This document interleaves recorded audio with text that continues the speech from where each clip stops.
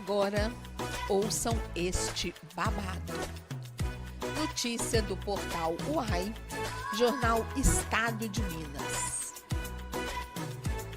Defesa de delegado preso diz que ele plantava maconha para consumo próprio. Oh, gente, e ele não sabe que você não pode plantar nem para consumo próprio. Ele é delegado. Não, ele não sabe. Vamos explicar para ele.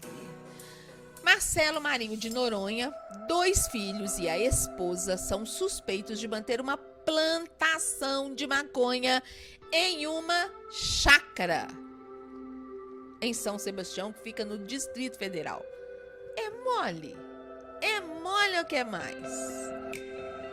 É demais. O delegado da Polícia Civil do Distrito Federal, Marcelo Marinho de Noronha, 54 anos, foi preso em flagrante pelos crimes de tráfico de drogas e associação para a produção e tráfico.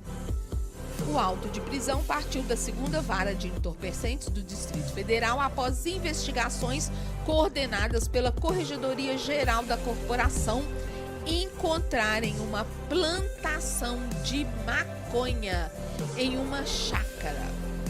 Os 2 filhos dele, Marcos Rubenich Marinho de Noronha, 20 anos, e Ana Flávia Rubenich Marinho de Noronha, 25 anos, e a esposa Tereza Cristina Cavalcante Lopes, de 39 anos, também estão presos pelos mesmos crimes.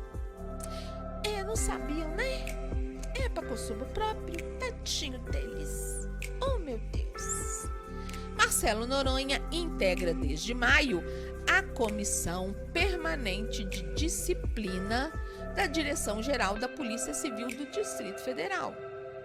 Delegado que planta maconha faz parte da Comissão de Disciplina Interna da Polícia Civil do Distrito Federal. Ele atuou como diretor da Penitenciária do Distrito Federal 2, da Subsecretaria do Sistema Penitenciário do Distrito Federal e esteve à frente da 6ª Delegacia de Polícia de Paranoá e da 16ª DP de Planaltina. Noronha trabalha nos órgãos de segurança pública do Distrito Federal desde 2012. Após a prisão, o diretor-geral da Polícia Civil do Distrito Federal, Robson Cândido, pediu a exoneração do moço. A saída do delegado deve ser oficializada em publicação no Diário Oficial do Distrito Federal.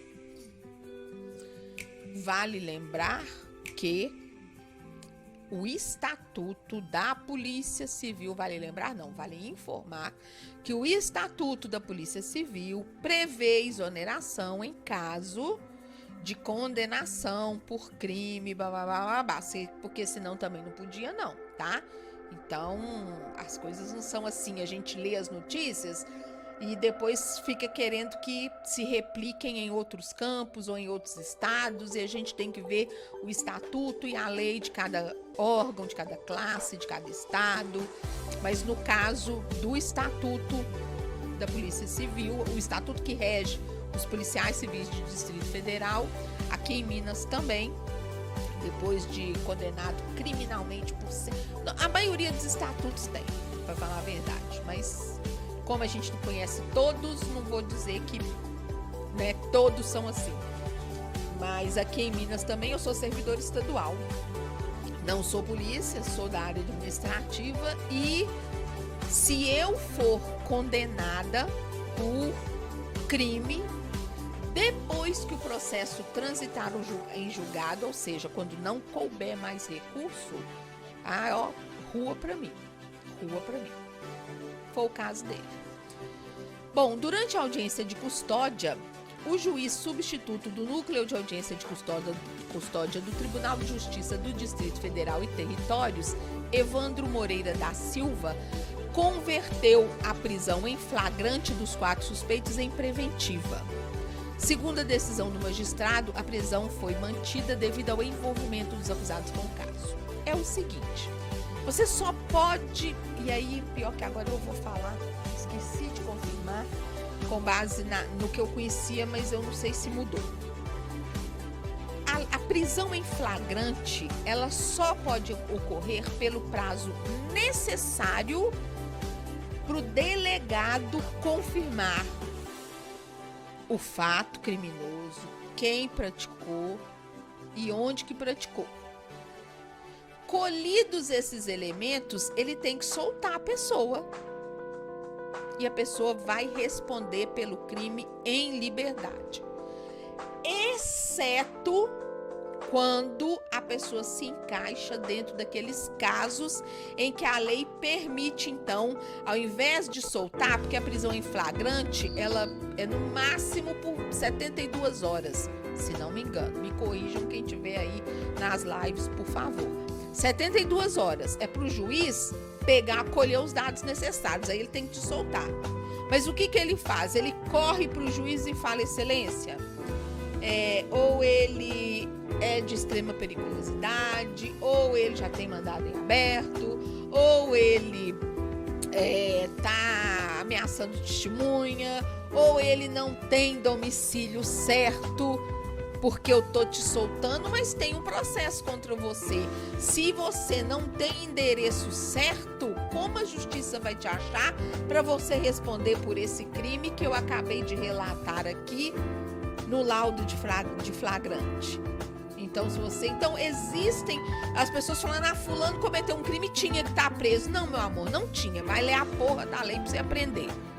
O Código Penal determina quais são as situações em que a pessoa pode ser ou continuar presa antes de condenada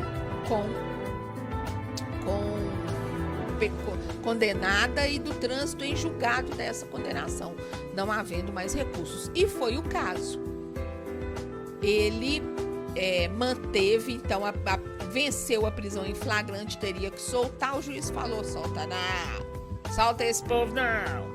E aí transformou a prisão em flagrante em prisão preventiva, em razão do que a lei, do que eles entenderam dentro do que a lei permite para isso acontecer. A investigação policial contra o delegado iniciou após uma denúncia anônima. Eita, dedo duro é bom demais. Depois vocês falam que não gostam de uma fofoca. Olha a fofoca salvando a vida, salvando a sociedade dos tramulhentos, né? É a arte da fofoca. Após uma denúncia anônima, a qual apontava que Marcelo atuava em esquema de tráfico de drogas com os 2 filhos. Ele produzia e vendia. Tendo em vista a gravidade das acusações, policiais iniciaram o monitoramento dos suspeitos e chegaram em uma chácara no Distrito Federal, onde foi encontrada a plantação de maconha. Segundo consta no documento da audiência de custódia, o local estaria vinculado à esposa de Marcelo, Tereza Cristina. Os autos revelam que um jardineiro recebia R$ 700 por semana para cuidar do cultivo. Olha, gente, será que esse homem sabia que aquilo era maconha? Devia saber. Agora, a questão é a seguinte: fazia isso pelo quê? Pelo dinheiro? Não era pelo dinheiro. Tem gente que tem uma necessidade de burlar a lei, sabe? Tem uma necessidade de transgredir. É o tesão da pessoa. É o tesão. É a adrenalina. Ela precisa daquilo. Porque tráfico de maconha, até ele não sendo intermediário, ele produzindo para vender, nem deve vender tanto assim, em termos de grana, né? Bom, com o auxílio de um drone, a Polícia Civil constatou a existência de estufas e iluminação artificial na chácara para cultivo do entorpecente. Diante das informações coletadas, foram expedidos mandados de busca e apreensão nas residências dos suspeitos e na chácara. Segundo o relato do policial que fez o flagrante, durante a audiência de custódia, o esquema de produção da droga era industrial. O policial relatou durante a audiência de custódia que o esquema de produção da droga era industrial. Abre aspas, nunca em 22 anos de polícia havia visto algo semelhante, fecha aspas, afirmou o policial. Foram encontrados no local instrumentos como estufa, iluminação artificial, sementes, vasos, tesouras, balanças de precisão, documentos supostamente relacionados ao ilícito, armas e munições, inclusive de propriedade da Polícia Civil. Na residência do casal, foram encontradas porções de maconha, resinas para a produção de droga, fertilizantes e embalagem postal, além de contas de água e energia elétrica da chácara. De acordo com o policial condutor do flagrante, o delegado teria informado que, na viagem que fez recentemente para a Colômbia com a esposa, teria comprado sementes para a produção de cannabis sativa. As historinhas. Os entorpecentes, segundo o suspeito, seriam fornecidos para amigos próximos. Ah, gente, aqui leva uma lembrancinha, vem tomar um café comigo. Não vou deixar sair da minha casa de mão a banana, né, amor? Toma aqui uma porçãozinha de maconha, leva pra você. Ah, menina, leva pra você experimentar. Ah, qual é, né? Sinceramente. Foram encontradas na chácara 24 plantas grandes de cannabis sativa com a massa líquida estimada em 16,8 quilos. 105 mudas pequenas da mesma planta, com a massa estimada em 24 quilos. De acordo com os autos da audiência de custódia, a grande quantidade de plantas encontradas no local configura delito de tráfico e não apenas de produção para uso próprio da substância. Ele alegou uso próprio porque a pena é menor, mas impossível, né? O advogado de defesa da família, Kleber Lopes de Oliveira, disse que vai entrar com pedido de habeas corpus. Abre aspas, houve uma precipitação da polícia em